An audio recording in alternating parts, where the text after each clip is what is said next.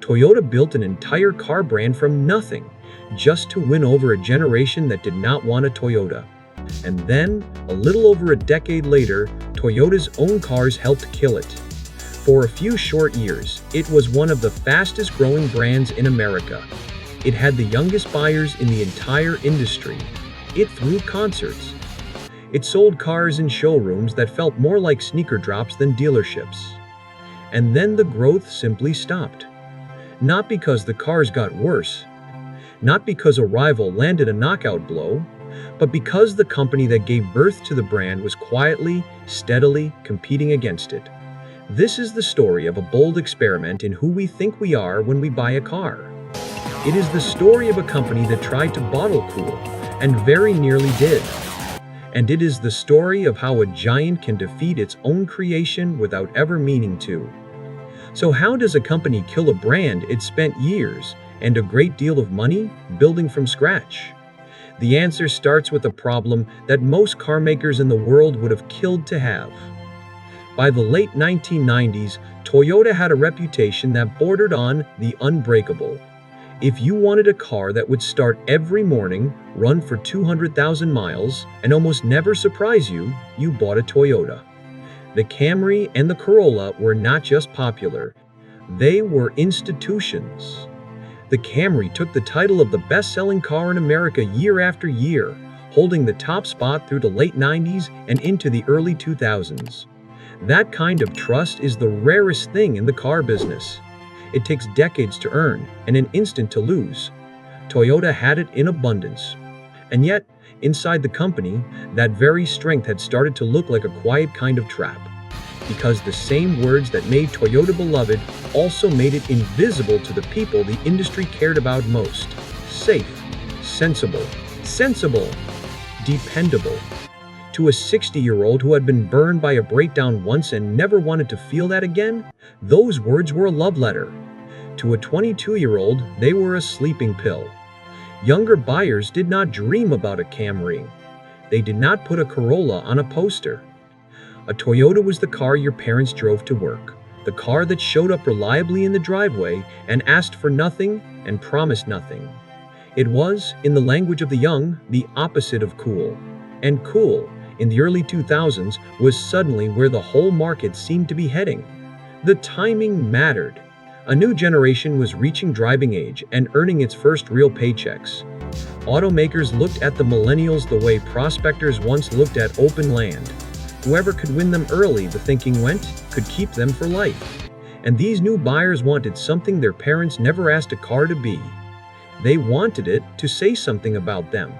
They wanted cars that felt expressive, customizable, a little bit theirs. And Toyota's rivals had read the room early. Honda was pouring fuel on the tuner scene with the Civic and the Integra, cars that a young owner could modify part by part into something personal. Mazda was selling the pure joy of driving with the Miata and the rotary-powered sports car that begged to be pushed. Nissan had just brought back the Z, a name with real heat behind it. Everywhere Toyota looked, someone younger and louder was talking to the customer of tomorrow. Something deeper was happening too, beneath the model names and the marketing budgets.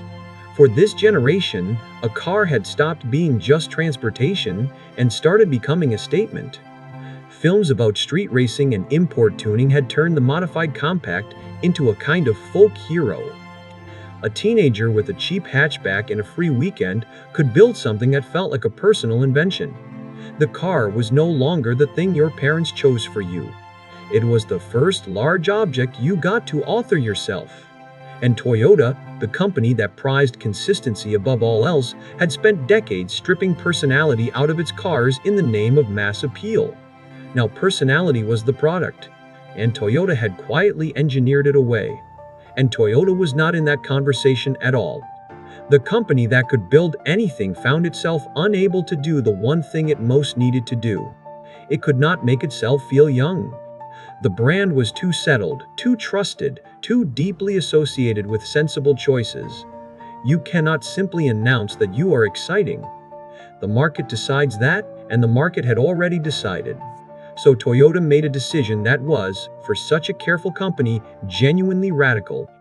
If the Toyota name could not reach these buyers, then Toyota would build a name that could. A separate brand, a clean slate, something free of the reliable but boring image, something that could behave in ways the parent company never would. In 2002, at the New York Auto Show, Toyota pulled the cover off that idea and gave it a name, Scion. The word means a young heir, a descendant, a fresh shoot growing from an old tree. It was, if nothing else, an honest piece of marketing. This was Toyota's attempt to grow something new from its own roots. The first cars reached dealerships the following year, in 2003, and Toyota chose its opening market with care. Not the whole country at once. California, a state with a deep and restless car culture, a younger population, and a long history of embracing the strange and the new. If a brand built on cool could not work in California, it could not work anywhere. They launched with two cars that were meant to look like nothing else in the Toyota family. The XA, a small and tidy hatchback, and the XB, a boxy little wagon with the upright, unapologetic shape of something pulled straight off a Tokyo street. They were supposed to feel radical. Whether they truly were is a fair question. Looking back, they were more interesting than daring, more quirky than wild.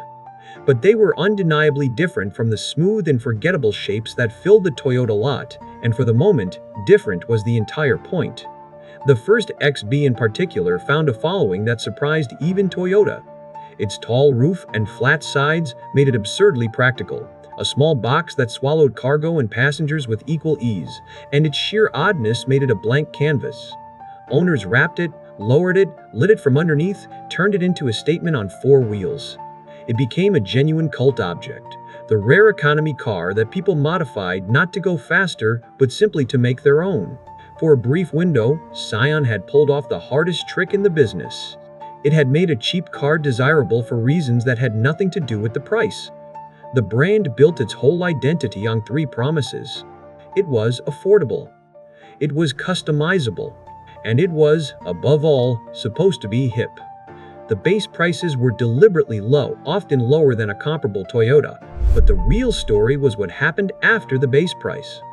Buyers were encouraged to make the car their own, with a long menu of accessories and dealer-installed upgrades, everything from sound systems to body kits to interior trim.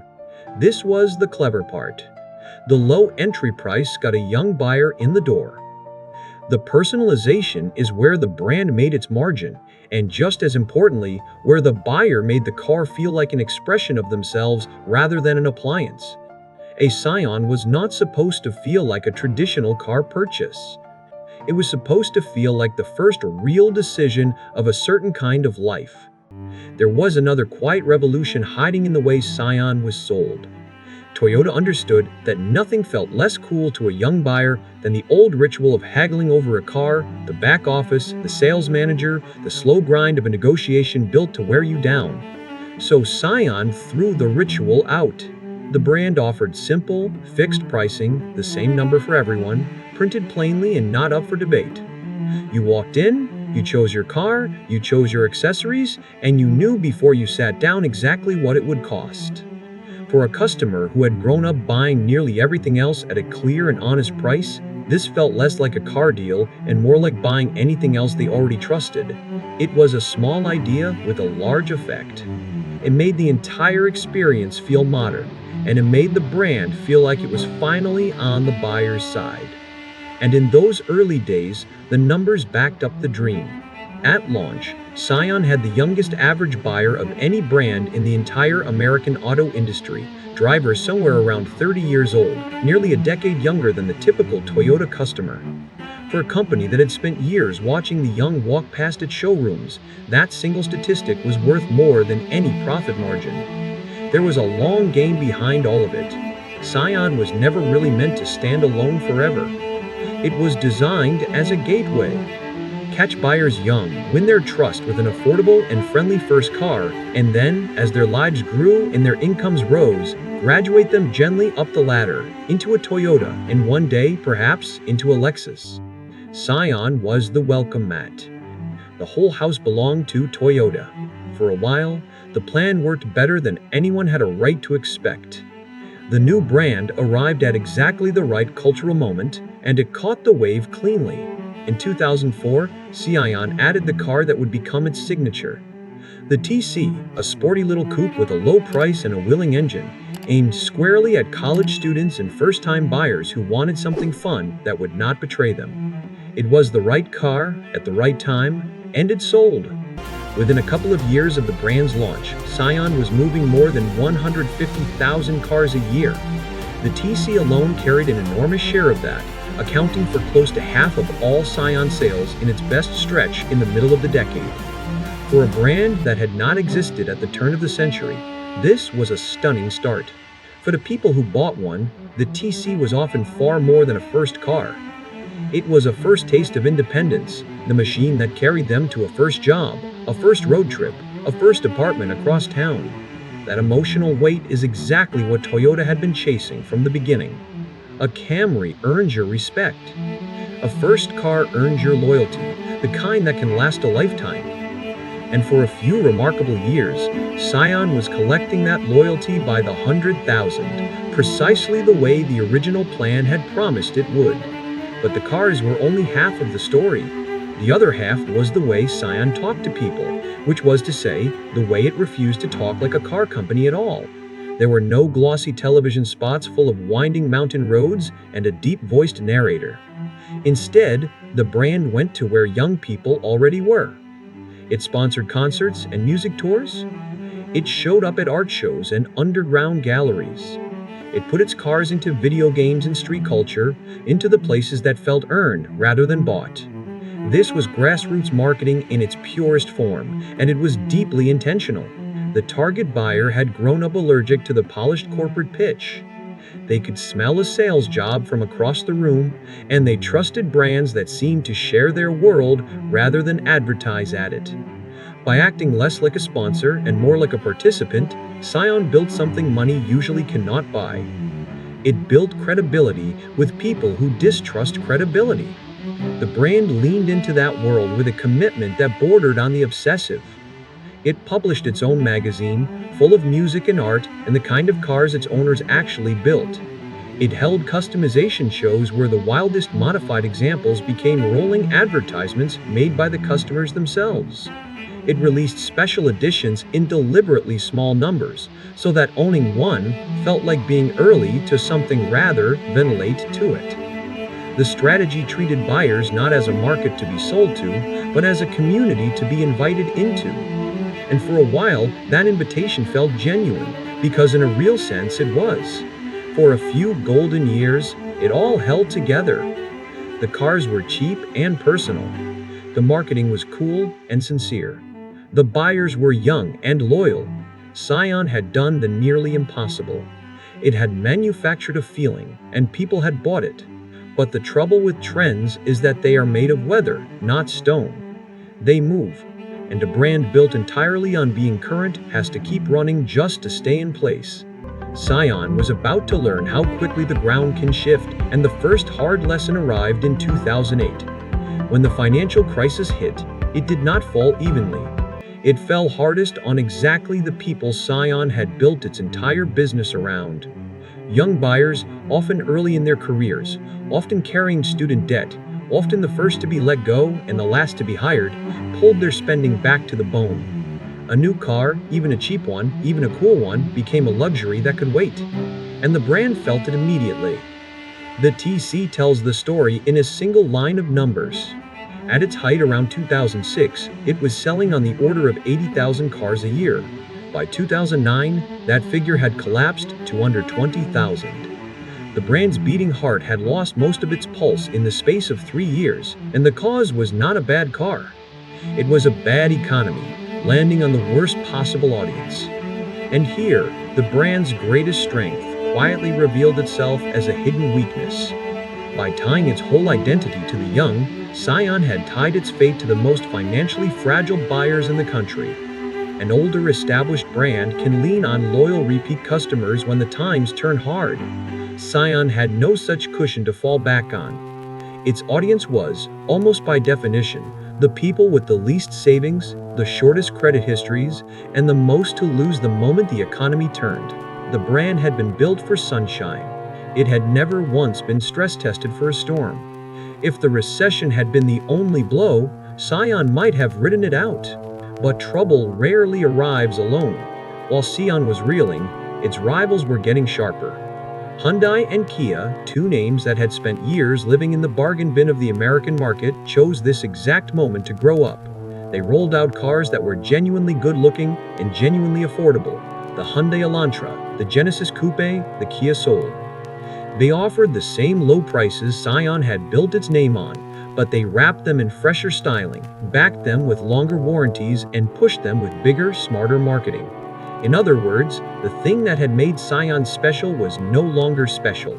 Affordable and stylish used to be a corner only Scion stood in. Now it was a crowded room, and while the competition was sprinting forward, Scion's own lineup was quietly aging into irrelevance. The XB, the boxy little car that had defined the brand's offbeat charm, was redesigned into something larger, heavier, and far more ordinary. The very shape that had made it lovable was sanded away in the name of growing up. The XA, never thrilling to begin with, was replaced by the XD, a car somehow even easier to forget. Step by step, the brand that had sold itself on being different was becoming a little more like everything else. Yet none of this, not the recession, not the rivals, not the tired lineup, was the deepest wound. The deepest wound was structural, and it had been there from the very beginning, hiding inside the original plan. The real problem was that Scion was competing against Toyota. Think about what Scion actually sold. Small, affordable, sensible cars with bulletproof reliability underneath, because they were Toyotas in everything but the badge. Now think about what Toyota sold. Small, affordable, sensible cars. The Corolla, the Matrix, the Yaris. The two brands were not serving different needs. They were fishing in the same pond, with the same bait, often in the same showroom. And buyers are not fools. A young shopper, doing the math, would notice something inconvenient. For around the same money, they could buy a Toyota Corolla instead of a Scion and get a name the whole world recognized, a stronger resale value, and the comfort of a badge that meant something to a future buyer. Scion was supposed to feel like an escape from the ordinary. Instead, more and more, it felt like a more expensive way to buy the ordinary, dressed in younger clothes. The brand that was created to be distinct had become, quietly, redundant. And the gateway logic, the whole elegant plan to graduate young buyers up into Toyotas, slowly began to work in reverse.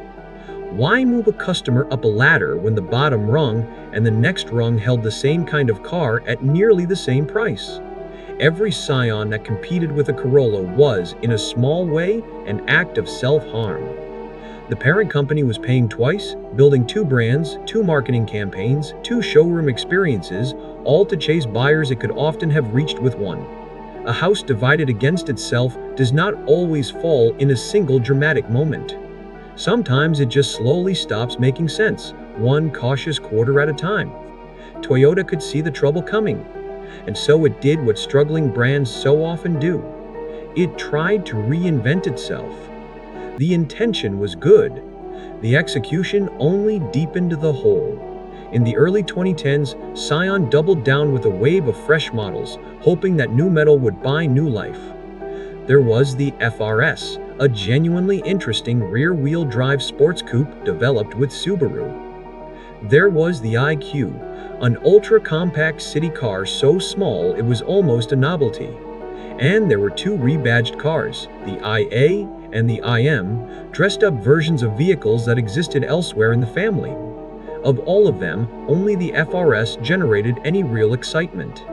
It was light, balanced, and affordable, a true enthusiast's car at a time when those were vanishing, and it found an audience, selling somewhere in the range of 55,000 units across a few years. By Scion standards, that was a hit. By the standards of the wider market, it was a rounding error. To put it in perspective, the Honda Civic alone routinely sold more than 300,000 cars a year in the United States. Scion's brightest new star was selling a fraction of that, and the rest of the lineup was barely registering at all. Worse, the scattered new lineup blurred whatever was left of the brand's identity.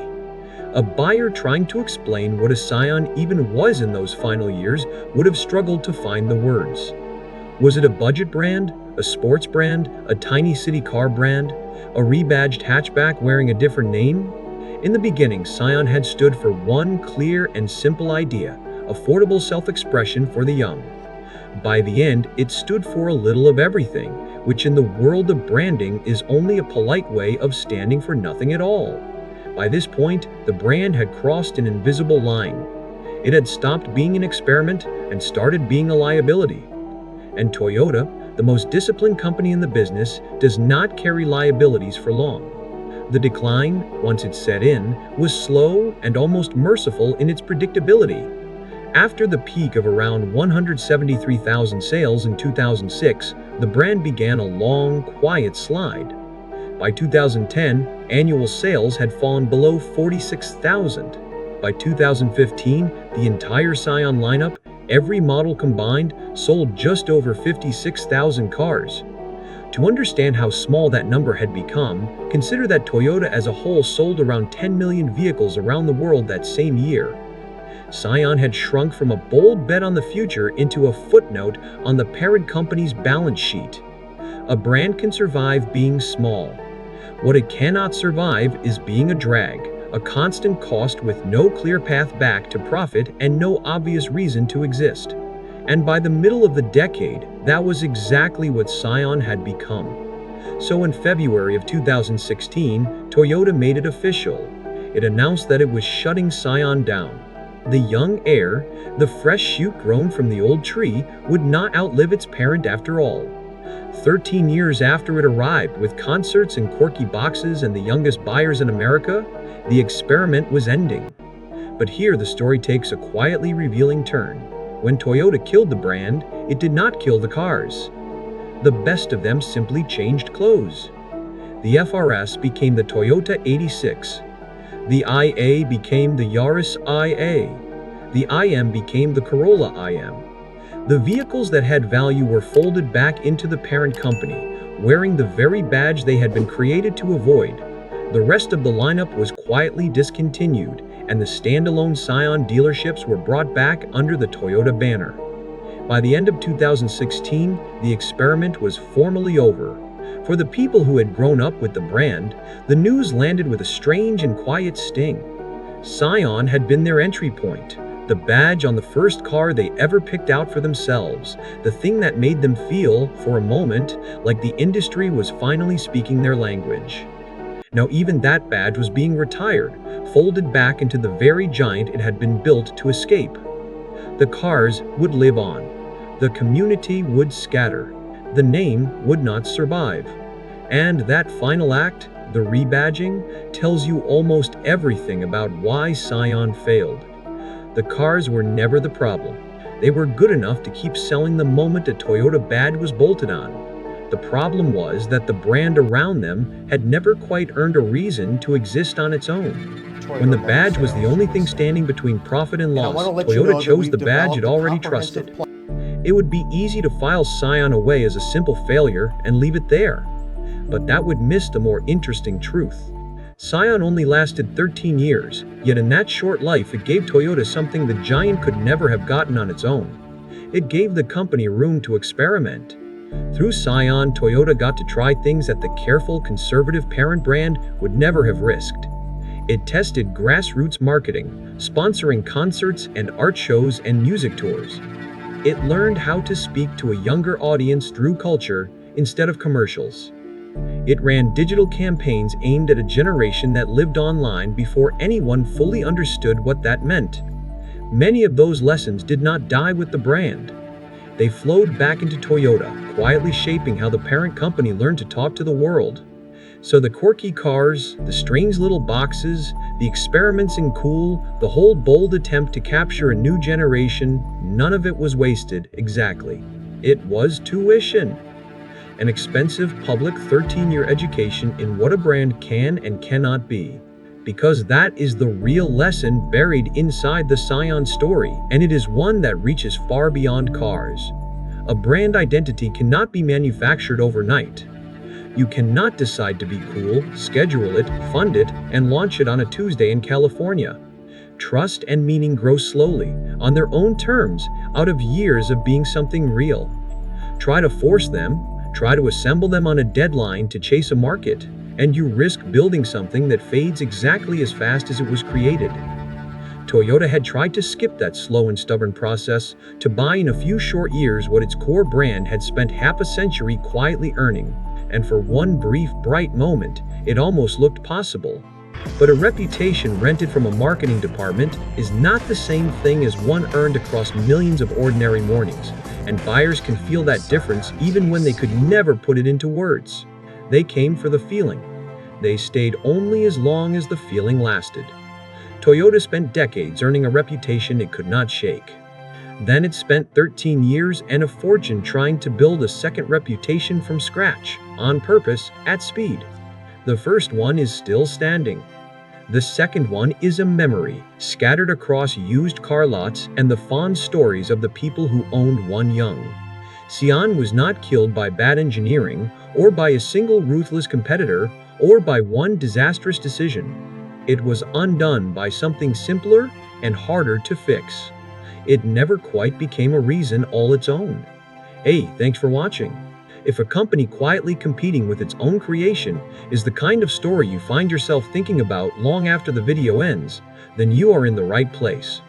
This channel is where we dig into the rise and fall of brands, the strange decisions inside big companies, and the quiet business lessons hiding behind the products we thought we knew.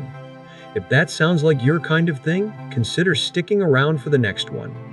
There are a lot more stories like this one waiting to be told.